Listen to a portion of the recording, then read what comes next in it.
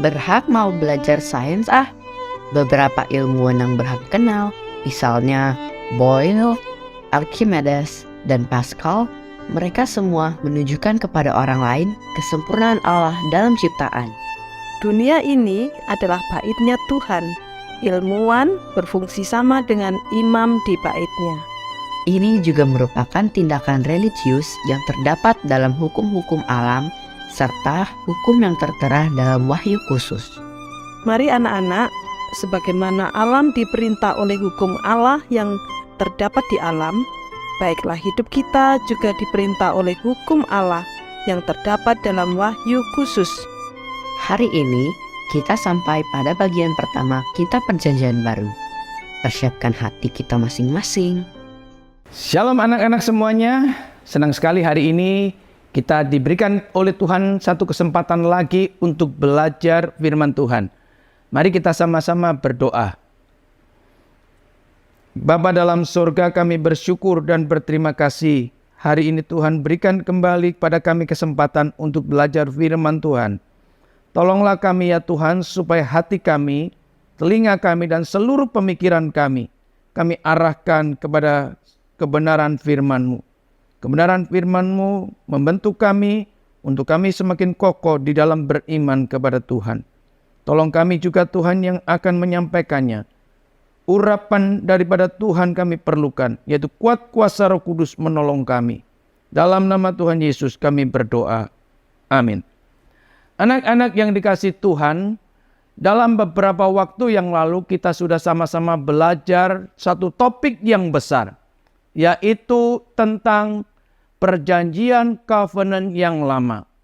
Membicarakan perjanjian covenant yang lama berarti kita membicarakan tentang janji sang penebus. Janji sang penebus ini memang pernah dijanjikan sudah sejak begitu sangat lama, yang pernah Allah ucapkan pertama kali kepada Adam dan Hawa, yaitu bahwa keturunan dari perempuan itu akan meremukkan kepala si setan. Dengan kata lain bahwa sang penebus itu harus hadir melalui keturunan Israel. Berarti juga harus hadir dari keturunan Abraham dan keturunan Raja Daud. Siapakah yang dimaksudkan tersebut? Baik janji yang pernah diucapkan kepada Adam dan Hawa, kepada Abraham dan kepada Daud, pribadi itu adalah Yesus Kristus. Anak-anak yang dikasihi Tuhan, ketika Abraham dipanggil dan dipilih oleh Allah untuk keluar dari Ur Kasdim, dari orang tuanya yang menyembah berhala, dan Allah pilih untuk menjadi cikal bakal umat Tuhan, maka di situ Allah juga sedang berjanji kepada Abraham bahwa melalui keturunannya semua bangsa akan mendapatkan berkat. Berkat di sini bukan berbicara tentang berlimpahnya harta benda, tapi ada jauh yang lebih penting, yang lebih indah, yaitu melalui Kristus sebagai anak dari Abraham, semua bangsa akan memperoleh pembebasan dari dosa dan pembebasan untuk boleh bersekutu kembali dengan Allah. Demikian juga kalau kita membicarakan tentang harus keturunan dari Daud. Daud pernah dipilih oleh Tuhan untuk duduk di atas takhta kerajaan Israel. Dan saat itu juga Allah berjanji bahwa melalui keturunan Daud, melalui anak daripada Daud, nanti akan duduk di atas takhta tersebut untuk selama-lamanya. Tidak ada satupun manusia yang bisa duduk di atas takhta untuk selama-lamanya, kecuali Yesus Kristus. Dan nantinya Yesus Kristus akan menjadi raja atas alam semesta. Yesus Kristus akan menjadi raja dan memimpin setiap hidup umatnya. Anak-anak yang dikasihi Tuhan, dalam sejarah pernah satu kali bahwa kehormatan daripada kerajaan Daud mengalami satu masa yang suram, mengalami satu masa yang gelap. Itu karena akibat dari dosa yang dikerjakan oleh keluarga besar Raja Daud. Dan juga pernah dikerjakan juga oleh orang-orang Israel. Itu sebabnya Allah menghukum seluruh umat Israel. Allah menghukum juga raja-raja Israel dengan cara dibuang ke negeri asing, yaitu ke Babel. Anak-anak yang dikasihi Tuhan, sekalipun mereka menjadi umat yang selalu menyakitkan hati Tuhan, Allah tidak pernah lupa kepada janjinya, yaitu bahwa Sang Juru Selamat harus hadir melalui keluarga Raja Daud. Pada tahun yang ke-70, Allah memberikan satu kesempatan untuk mereka kembali ke tanah Kanaan, kembali ke tanah airnya. Ini merupakan satu pemulihan yang bersifat sementara.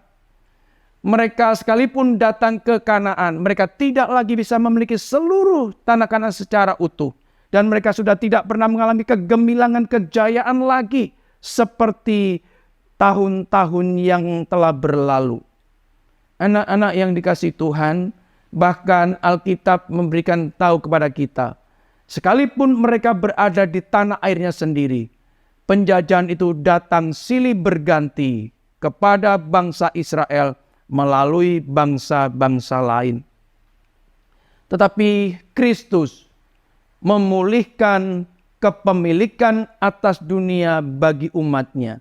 Dalam hal ini, bukan hanya untuk orang Israel, tetapi memulihkan seluruh umat yang telah menjadi milik Yesus Kristus.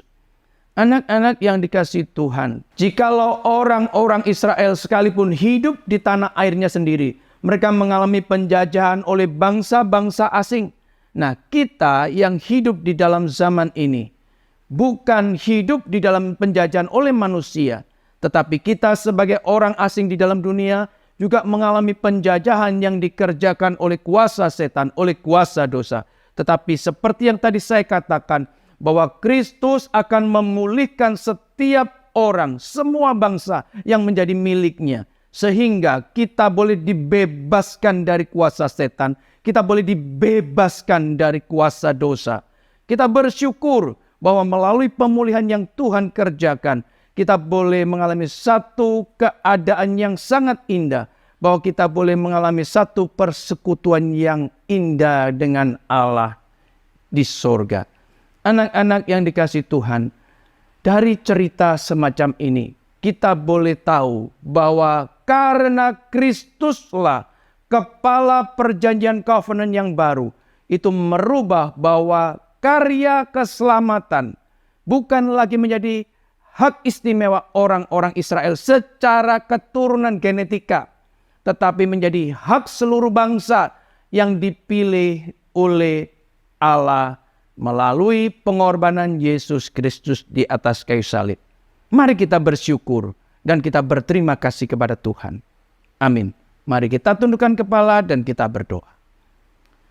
Bapa di surga, kami bersyukur dan berterima kasih untuk waktu ini Tuhan sediakan bagi kami untuk belajar firman Tuhan. Dan dari ini kami boleh mengerti bahwa karya keselamatan itu bukan hanya untuk bangsa Israel secara turun-temurun genetika, tetapi Tuhan memberikan itu kepada kami sebagai bangsa-bangsa yang bukan orang-orang Israel. Melalui Yesus Kristus kami telah dipulihkan untuk punya relasi yang indah dengan Tuhan di sorga. Terima kasih Tuhan untuk karya-Mu yang indah ini. Dalam nama Tuhan Yesus kami berdoa. Amin.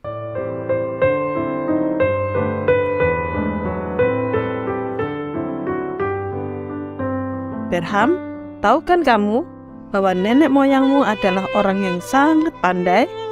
Bukan hanya S1, tapi sampai S3. Wah, masa mah? Tapi semuanya tidak ada yang lebih penting daripada nenek moyang kita secara rohani, yaitu Yesus Kristus. Dia melampaui Abraham, melampaui Daud, melampaui Musa yang gagal karena dosa mereka.